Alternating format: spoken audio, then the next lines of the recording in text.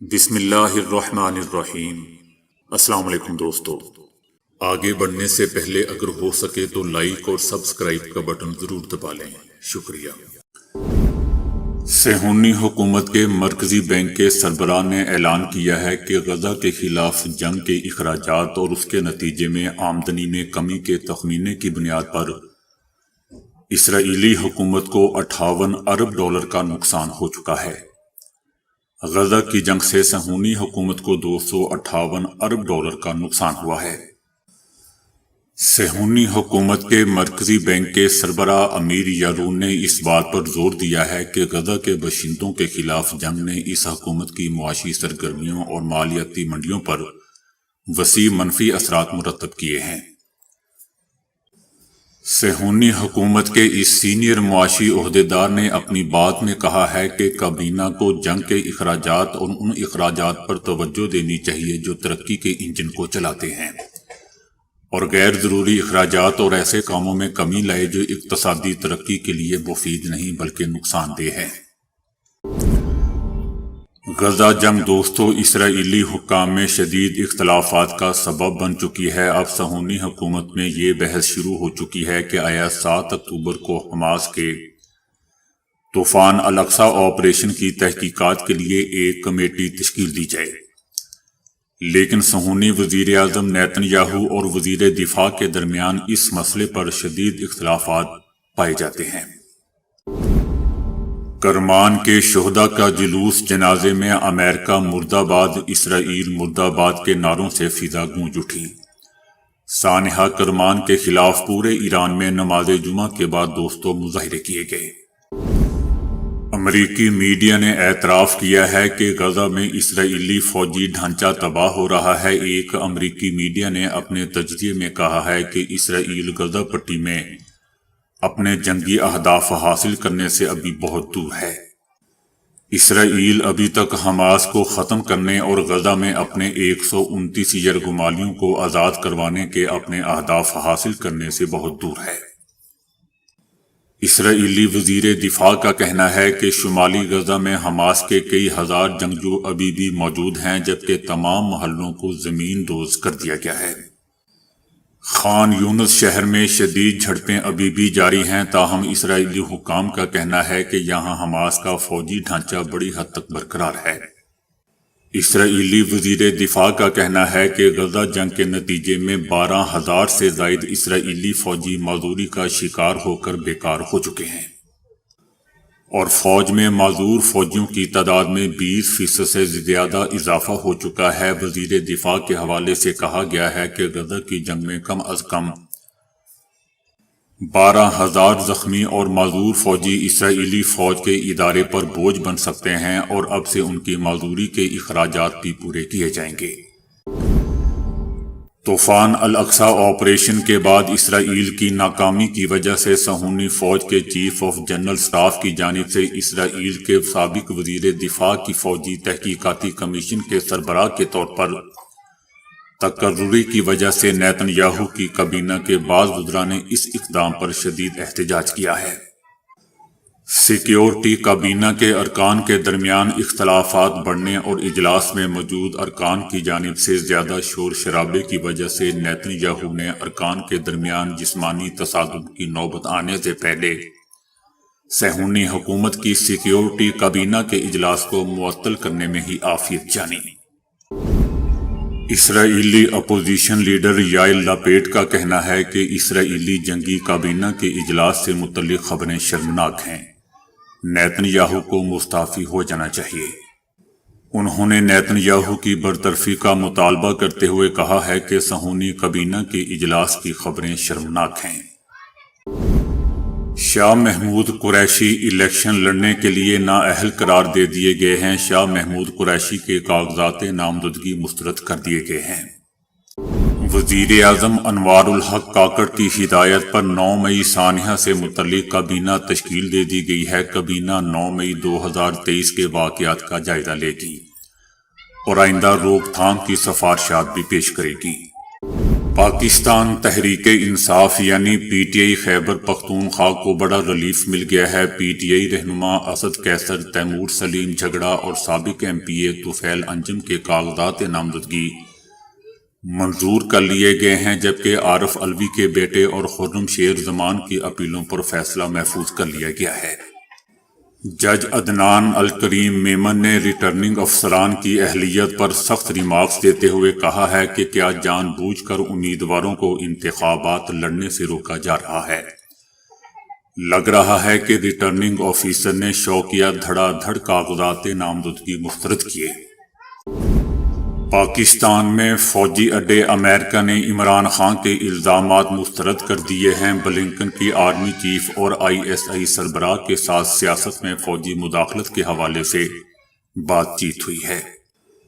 امریکہ نے برطانوی میگزین میں شائع عمران خان کے مضمون میں لگائے گئے الزامات کو ایک بار پھر مسترد کر دیا ہے۔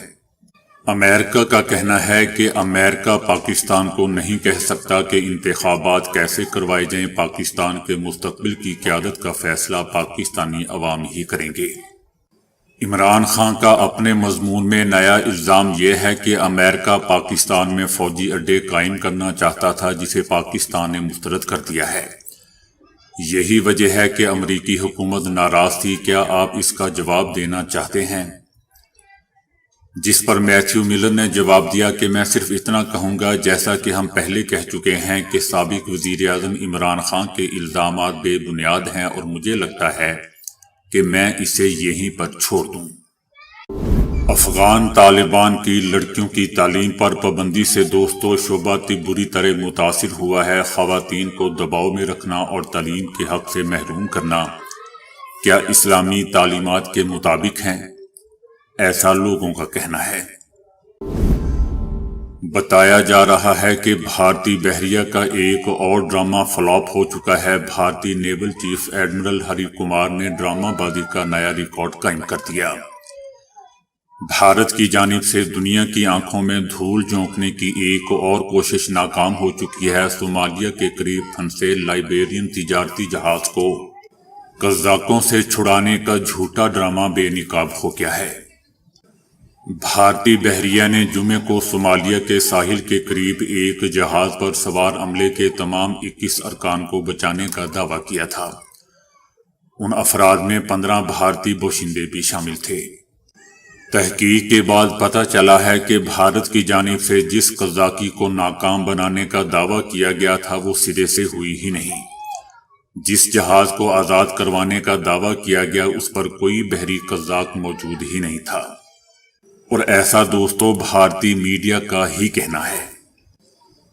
بھارتی نیوی ایسے کارنامے کا ڈھنڈورا پیٹ رہی ہے جو سرے سے وجود ہی نہیں رکھتا۔ بالی ووڈ کی فلم کی طرح لکھا گیا قزاقی کا ڈرامہ اپنی موت آپ مر چکا ہے۔ معروف ہالی ووڈ اداکار بیٹیوں سمیت طیارے کے حادثے میں چل بسے اداکار نے 2 دن پہلے ہی ساحل سمندر کی تصویر پوسٹ کرتے ہوئے معنی خیز کیپشن لکھا تھا۔ اداکار اولیور نے چند روز قبل انسٹاگرام پر ساحل سمندر کی ایک تصویر پوسٹ کی تھی، جس کے کیپشن میں لکھا گیا تھا کہ جنت میں کہیں سے سلام، 2024 ہم یہاں آئیں گے۔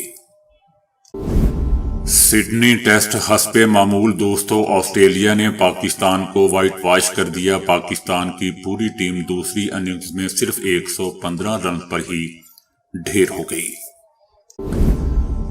9 مئی واقعات پر عدالت نے عمران خان کو طلب کر لیا۔ جج ملک اعجاز آصف کا سابق chairman P T I Imran Khan کو 9 جنوری کو پیش کرنے کا حکم۔ نگراں وفاقی وزیر اطلاعات مرتضی سولنگی نے کہا ہے کہ 9 مئی کے واقعات کے ذمہ داروں کے سینکڑوں ثبوت موجود ہیں۔ جیل میں بیٹھا ہوا شخص عمران خان فیصلہ نہیں کر پا رہا کہ امریکہ کا گلا پکڑنا ہے یا اس کے پاؤں پکڑنے ہیں۔ ان کا کہنا تھا کہ 9 مئی کے واقعات کے ذمہ داروں کے سینکڑوں ثبوت موجود ہیں۔ عوام جانتے ہیں کہ کس نے سازش کی اور کس کے خلاف سازش کی۔ جیل میں قید شخص عمران خان کی متنازع مضمون چھاپنے کی تحقیقات کر رہے ہیں۔ یقینی بات یہ ہے کہ تحریر جیل سے باہر نہیں گئی۔ ان کا کہنا تھا کہ جیل میں بیٹھے شخص کے پاس ایسا کوئی اختیار نہیں ہے کہ وہ فیصلہ نہیں کر پا رہے کہ امریکہ کا گلا پکڑنا ہے یا امریکہ کے پاؤں۔ کبھی وہ کہتا ہے کہ امریکہ کے خلاف نہیں ہوں، کبھی کہتا ہے کہ امریکہ سے سازش ہوئی ہے، اور کبھی اس کے پاؤں پکڑتا ہے۔ اسماعیل ہنیہ کا امریکی وزیر خارجہ اینٹونی بلنکن کے علاقائی دورے پر رد عمل سامنے آیا ہے۔ فلسطین کی تحریک حماس کے سربراہ اسماعیل ہنیہ نے امریکی وزیر خارجہ اینٹونی بلنکن کے علاقائی دورے پر رد عمل ظاہر کرتے ہوئے کہا ہے کہ امید ہے کہ امریکہ کو غزہ کے عوام کے قتل عام کی حمایت کر کے اپنی غلطیوں کا اندازہ ہو چکا ہوگا۔ یمن کی عوامی تحریک انصار اللہ نے جمعرات کو بحر احمر میں ایک ڈرون کشتی کا دھماکہ کیا ہے، جس کے بعد امریکی بحریہ کا کہنا ہے کہ اس کا مطلب یہ ہے کہ تحریک نے امریکہ اور صہیونی حکومت دونوں کو پیغام دیا ہے کہ یمنی فورسز پر حملہ کرنے سے پہلے 2 بار سوچیں، ورنہ آپ کو بھاری نقصان اٹھانا پڑے گا۔ قطر میں سزائے موت کا سامنا کرنے والے ہندوستانی بحریہ کے سابق اہلکاروں کو اپیل کرنے کی مہلت مل گئی ہے۔ قطر کی جیل میں بند ہندوستانی بحریہ کے 8 سابق اہلکاروں کو اپیل کرنے کی مہلت مل گئی۔ ان اہلکاروں کو سزائے موت سنائی جا چکی تھی۔ دنیا کے کتنے ممالک یوکرینی حکومت کی مالی اور اسلحہ جاتی مدد کر رہے ہیں؟ دوستو، روس نے بتا دیا۔ روس نے اعلان کیا ہے کہ یوکرین کے حامی دنیا کے 54 ممالک یوکرینی حکومت کو $203 ارب سے زیادہ کی امداد دے چکے ہیں۔ تو دوستو، ابھی کے لیے اتنا ہی۔ ویڈیو کو لائک اور شیئر کرنے کا بہت بہت شکریہ۔